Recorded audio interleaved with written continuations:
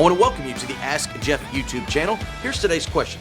How did the practice of icon veneration make its way into the church? Was it originally Greco-Roman, or did the churches of Israel already hold this practice? Well, if you want to go back to what we call icon veneration, all you got to do is go back to Exodus chapter 20. What you and I know is the famous 10 Commandments. What's the second commandment? To have no graven image. Now, think about the scene for just a moment. The Israelites, they come out of Egypt. Moses goes on Mount Sinai. His brother Aaron goes down the valley. And what did they do? They take all the gold that the Egyptians had given them on the way out, and they form and they fashion it into a golden calf. So icons or physical images of spiritual worship are nothing new. They were a part of the pagan culture of days gone by. They were part of the Jewish culture, even in the Old Testament. Remember, time and time again, you have these kings in the Old Testament. It says that they set up the high places or they tore them down. Those high places included icon veneration.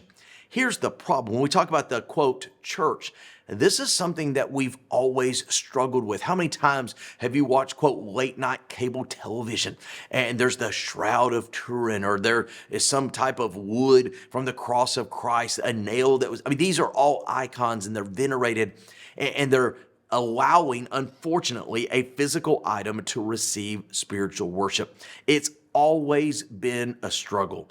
But particularly in the church in the 4th century, when Constantine declared Christianity as the official religion of Rome, unfortunately, we had this merger of what we might call church and state, but it was more than that. It is because the Roman culture was so pagan in all of its aspects, those, quote, high places.